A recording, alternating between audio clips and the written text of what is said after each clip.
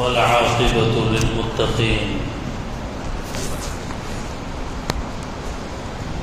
والصلاة والسلام على النبي الكريم محمد بن عبد الله الأمين وعلى آله الطيبين وأصحابه الطاهرين وعلى من دعا بدعوته وحذا بحذبه إلى يوم الدين. أما بعد، فقد قال الله تبارك وتعالى في القرآن المجيد: أعوذ بالله من الشيطان الرجيم، بسم الله الرحمن الرحيم. إن عدة الشهور عند الله 12 شهرا في كتاب الله يوم خلق السماوات والأرض منها 4 حرم ذلك الدين القيم فلا تظلموا فيهن أنفسكم وقاتلوا المشركين كافة كما يقاتلونكم كافة واعلموا أن الله مع المتقين. وقال النبي صلى الله عليه وسلم: تركت فيكم أمرين لن تضلوا ما تمسكتم بهما كتاب الله وسنة رسوله أو كما قال عليه الصلاة والسلام. سبحان ربك رب العزة عما يصفون وسلام على المرسلين والحمد لله رب العالمين. اللهم صل على سيدنا محمد وعلى آل سيدنا محمد وبارك وسلم. اللهم صل على سيدنا محمد وعلى آل سيدنا محمد وبارك وسلم.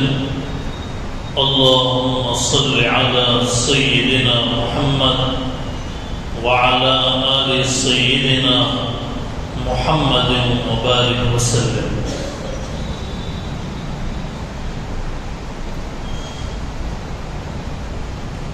وہ معزز تھے زمانے میں مسلمان ہو کر،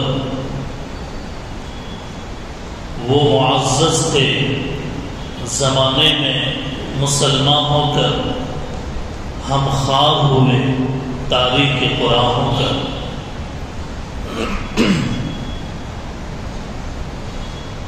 بزرگان محترم، سامعین عالی وقار، احترام کے لائق معزز حاضرین،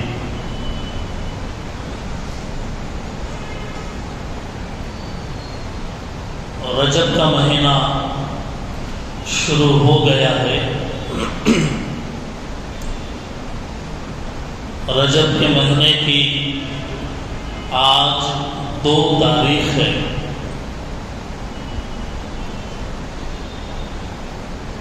اس مناسبت سے ماہ رجب کے تعلق سے جو قرآن میں، احادیث میں جو باتیں عرض کی گئی ہیں، تو ان آیتوں کی اور احادیث کی روشنی میں ہم آپ کے سامنے ماہ رجب کے فضائل اور احکام کیا ہیں، اس عنوان پر آج کچھ بات کرنی ہے. دعا فرمائیں کہ کہ اللہ تعالی حق بات کہنے کی توفیق عطا فرمائے، حق نیت سے، صحیح نیت سے کہنے کی توفیق عطا فرمائے، حق طریقے سے کہنے کی توفیق عطا فرمائے۔ ہمارے یہاں مسلمانوں کے پاس دین جس چیز کا نام ہے وہ ہے قرآن اور حدیث۔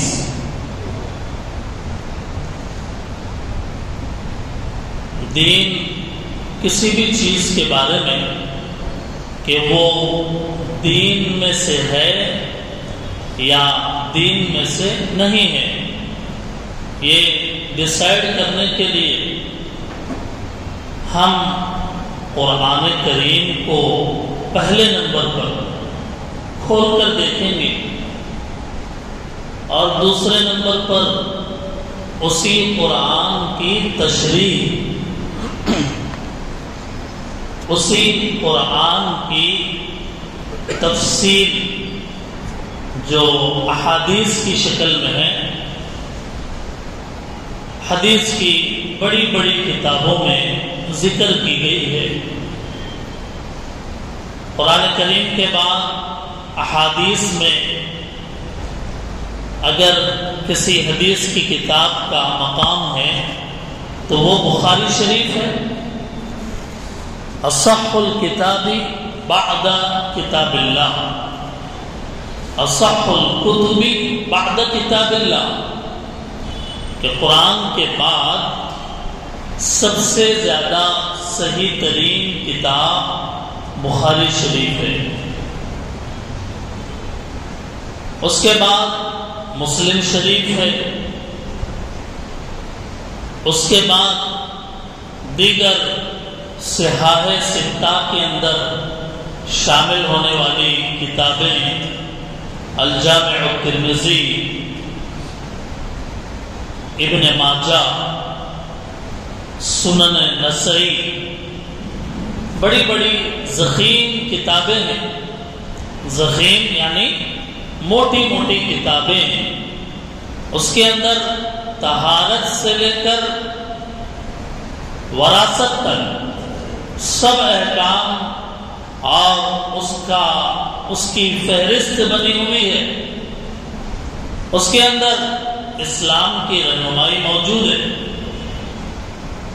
یہ بات اس لیے عرض کی گئی ہے کہ بہت سارے لوگ بہت ساری چیزوں کو جو خاندانوں میں چل رہی ہیں یا پھر یہ کہ رواج پکڑی ہوئی ہیں، لوگوں میں پھیلی ہوئی ہے،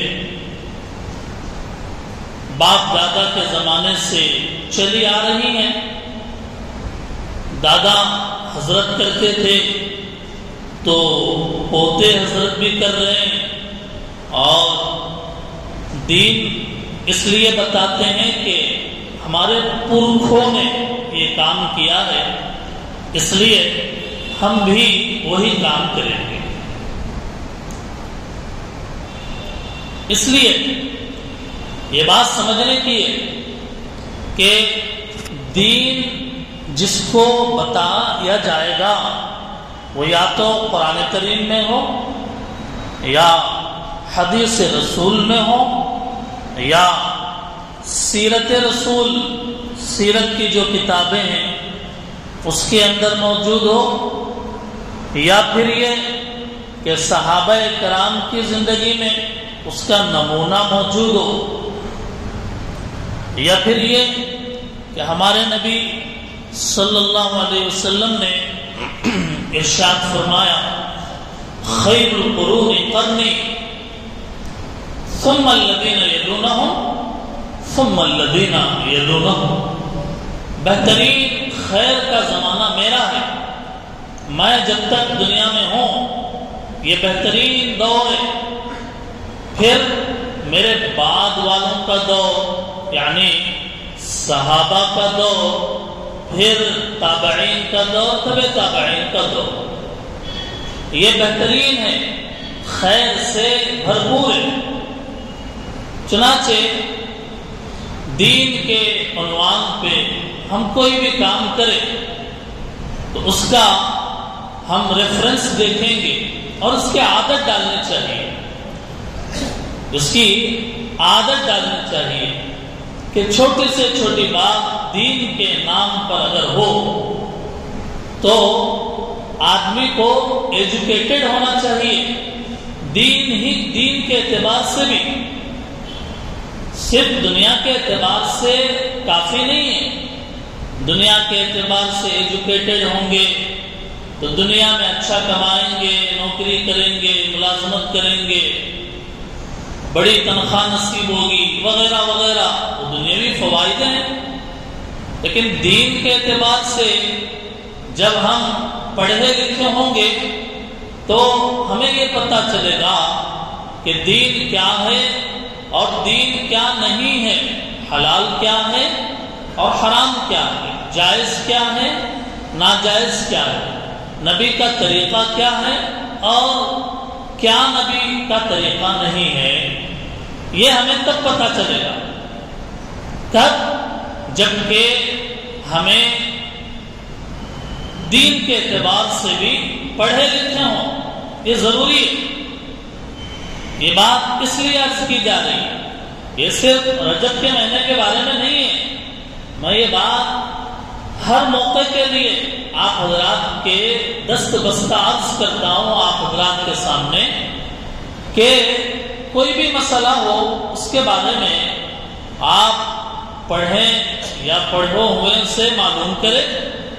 چنانچہ رجب المرجب کے تعلق سے ہمیں جتنی بات قرآن کریم کے صفحات کو الٹنے سے معلوم ہوتی ہے، پڑھنے سے معلوم ہوتی ہے، بخاری شریف کھولنے سے معلوم ہوتی ہے اور دیگر حدیث کی اور سیرت کی کتابیں کھولنے سے معلوم ہوتی ہے کہ رجب کے مہینے کا آنا یہ رمضان کی خوشبو کا ایک احساس ہے۔ رجب کے مہینے کا آنا ایک رمضان المبارک کے قریب ہونے کی جو مہک ہے، جو خوشبو ہے، اس کا ایک احساس ہے۔ یہ احساس ہمارے اندر پیدا ہو جائے، یہ احساس ہمیں ہو اور ہماری ناک بند نہ ہو، جیسے نزلے میں ناک بند ہو جاتی ہے، اسمیل محسوس نہیں ہوتی، کیوں بھائی نزلہ ہو گیا، زکام ہو گیا، ناک بند ہو گئی۔ دینی اعتبار سے جب یہ رجب کا مہینہ آ جائے تو ہمیں رمضان کی خوشبو کا احساس ہو جائے کہ ہاں صاحب اب رمضان کے آنے میں بس 60 دن باقی ہیں اور رمضان کا مہینہ آنے میں بس 98 دن باقی ہیں۔ رجب کی 2 تاریخ ہے، ظاہر ہے کہ ایک ایک دن کم ہوگا اور 55 50 اس طریقے سے کم ہوتے ہوتے ہیں رمضان کے قریب پہنچیں گے۔ میں نے یہ بات اس لیے کہی، رمضان کے قربت کا احساس، اس کی خوشبو اور مہک کا احساس کیوں کہا؟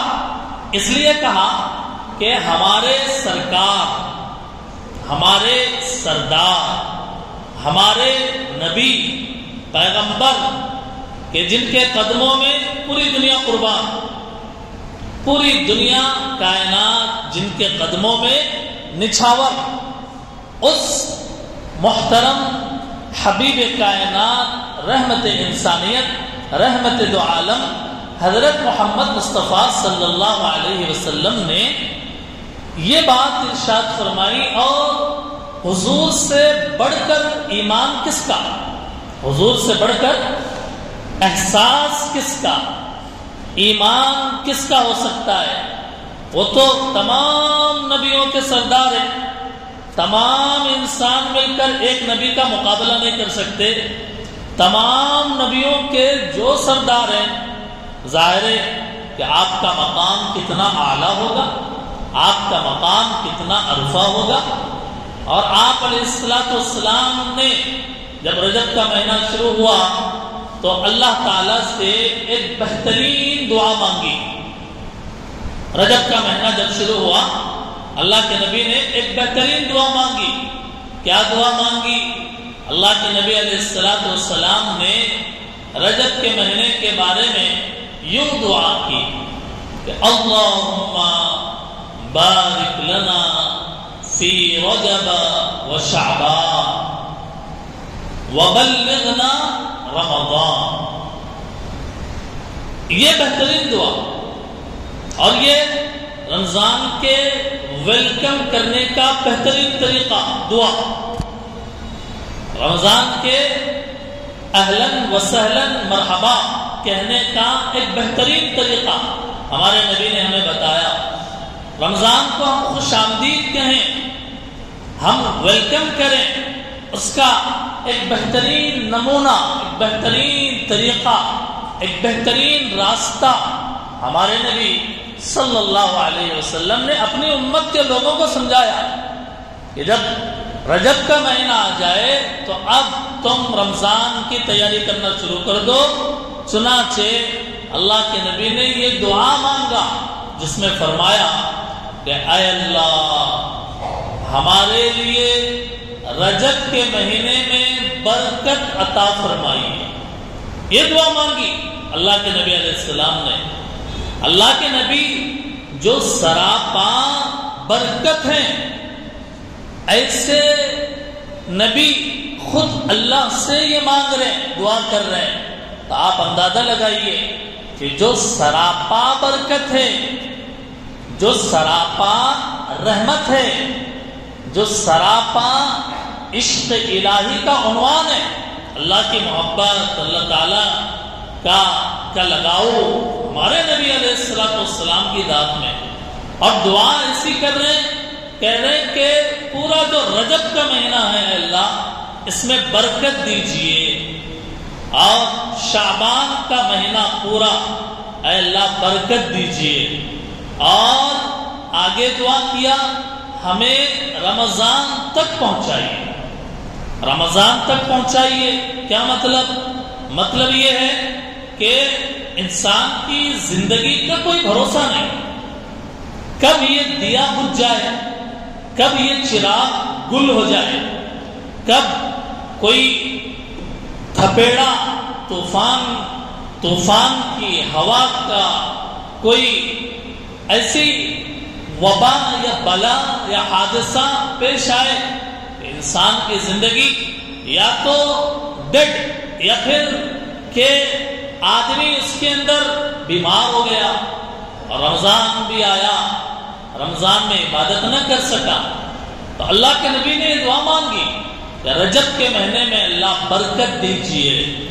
اب یہاں رک کر آپ یہ بات سمجھیے کہ جب سرور دو عالم صلی اللہ علیہ وسلم برکت کی دعا کر رہے ہیں رجب کے مہینے میں, تو کیا اللہ کے نبی کی دعا قبول نہیں ہوگی؟ اور ضرور ہوگی. اللہ کے نبی کی دعا ضرور قبول ہوگی. چنانچہ رجب کے پورے مہینے میں برکت ہے,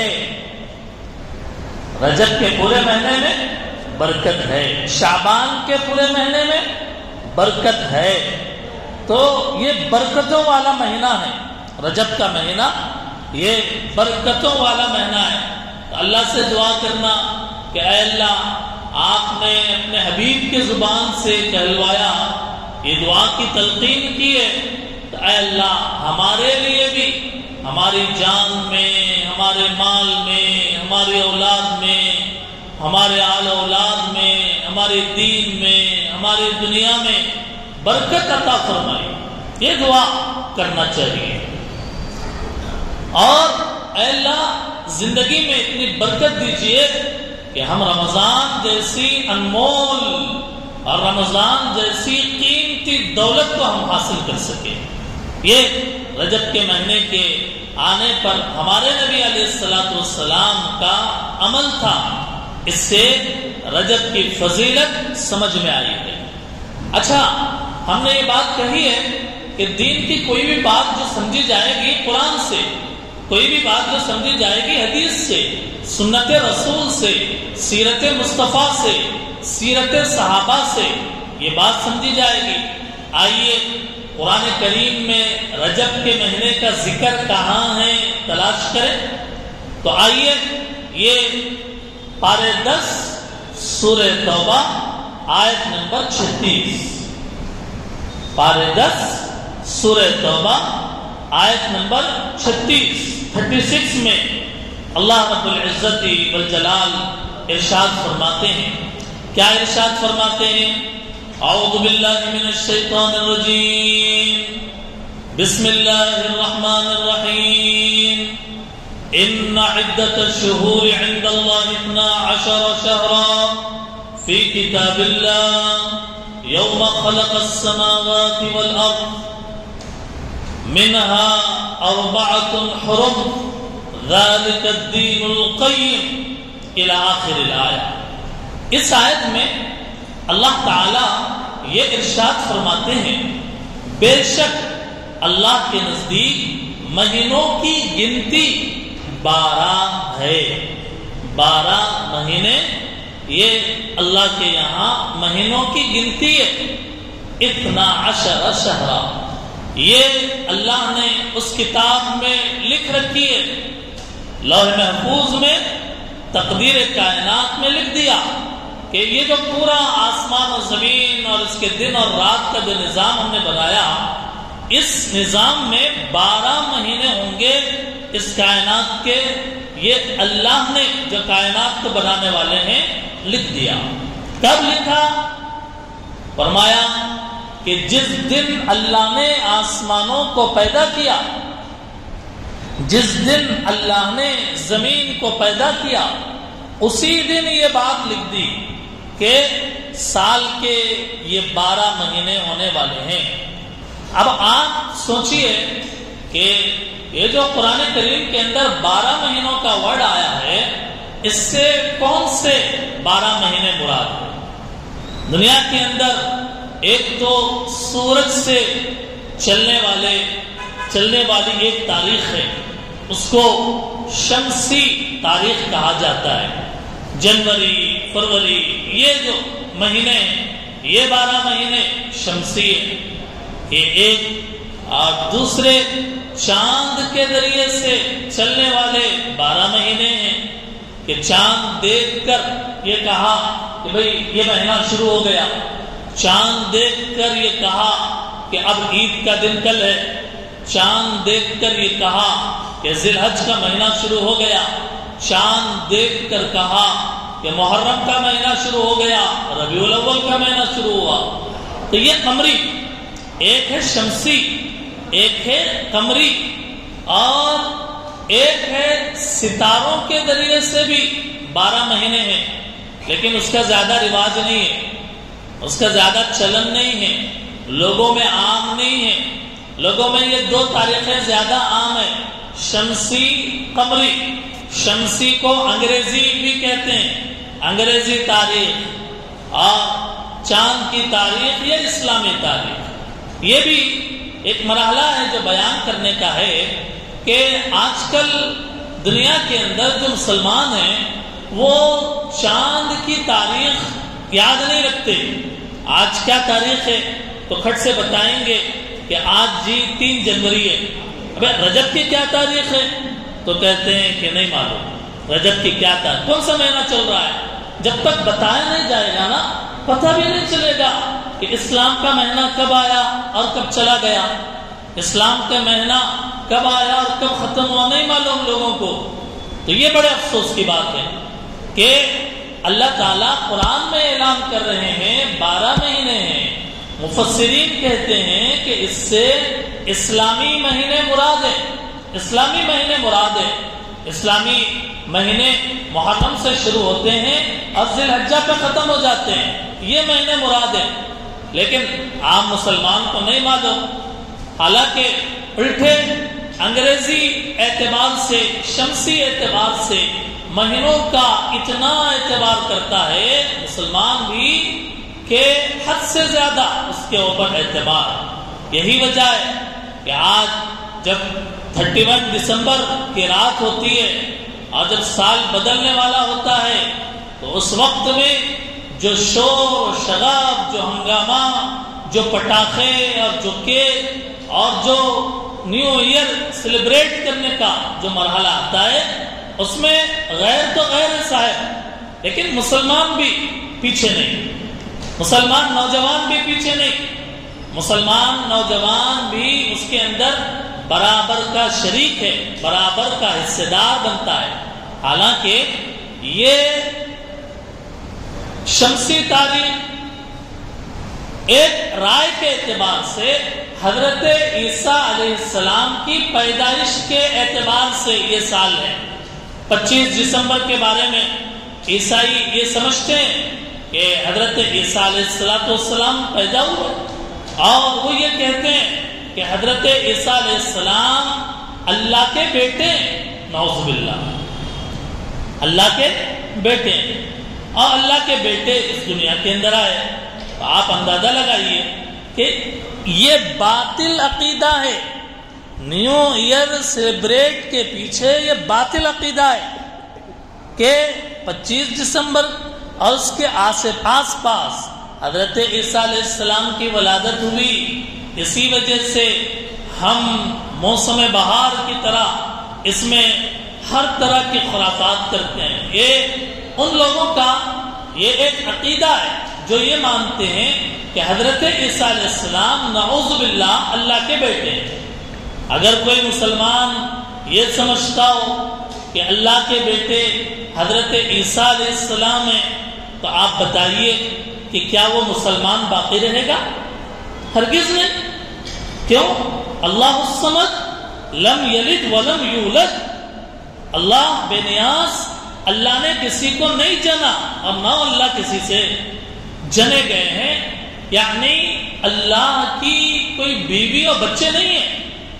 اور جو دشمنان دین اور دشمنان اسلام ہیں وہ اس کو سیلیبریٹ کر رہے ہیں۔ ہمارا نوجوان جانے انجانے میں اس خوشی کے اندر اپنا حصہ ڈال رہا اور شرکت کر رہا، حالانکہ یہ خوشی تو ان لوگوں کی ہے کہ جو اللہ کو اپنا عیسیٰ علیہ السلام کو اللہ کا بیٹا سمجھتے ہیں۔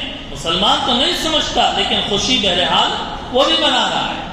تو یہ اپنی جگہ دنیوی کاروبار کے لیے اور دنیا کے ماحول کے اعتبار سے انگریزی تاریخ کا اعتبار بے شک اپنی جگہ ہے، لیکن اس کا یہ مطلب تو نہیں ہے نا کہ ہم اسلام کی تاریخ کو بالکل نظر انداز کر دیں، اسلامی مہینوں اور اس کے سن ہجری کو بالکل جو ہے نظر انداز کر کے بھول جائے اس کو کہ رجب کا مہینہ بھی شروع ہو گیا، جی ہم کو احساس نہیں ہے کہ رجب کے مہینے کے بارے میں سرکار دو عالم صلی اللہ علیہ وسلم نے کیا باتیں اور کیا تعلیمات ارشاد فرمائی۔ یہ بالکل تمہیدی بات ہے، باتیں رجب کے بارے میں بہت کہنے کی ہے، لیکن یہ بیسک میں آپ کو سمجھانا چاہ رہا ہوں کہ مسلمانوں کی غفلت، مسلمانوں کی بے حسی اسلام اور اسلامیات کے بارے میں، حتیٰ کہ اس کے مہینوں کے بارے میں بھی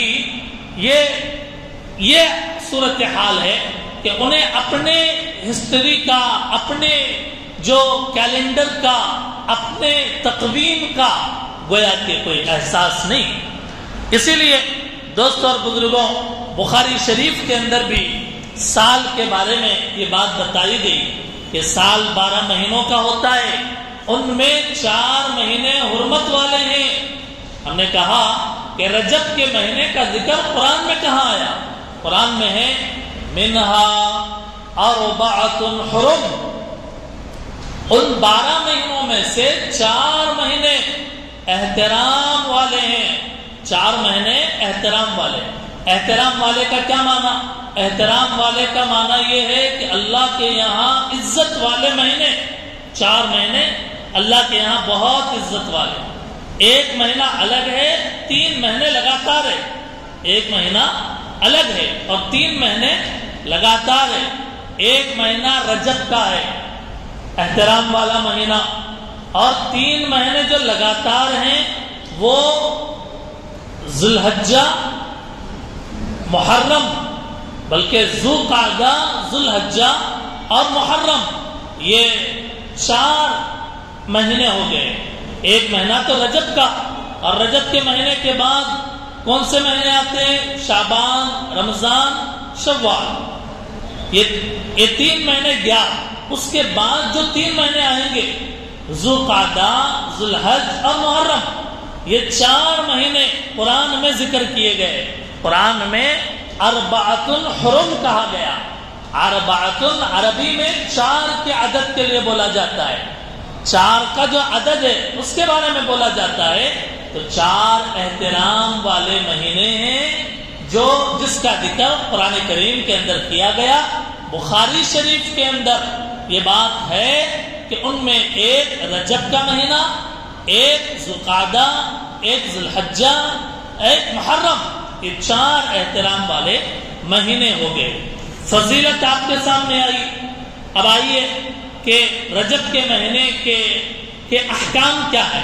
دیکھیے، جس زمانے کی اہمیت ہوتی ہے، جس زمانے کی اہمیت ہوتی ہے، اور یہ کہا جاتا ہے کہ بھئی یہ وقت بڑا محترم ہے، پوتر ہے، یہ وقت جو ہے قبولیت کا ہے، دعاؤں کی قبولیت کا ہے، یا یہ وقت بابرکت ہے کہا جاتا ہے، تو اس وقت میں عبادت کرنا یہ زیادہ ثواب کا باعث ہوتا ہے۔ اس وقت میں عبادت کرنا زیادہ ثواب کا باعث ہوتا ہے۔ اس وقت میں اگر کوئی عبادت کرے تو ڈبل ٹریبل اور بے حساب ثواب ملے گا۔ مثال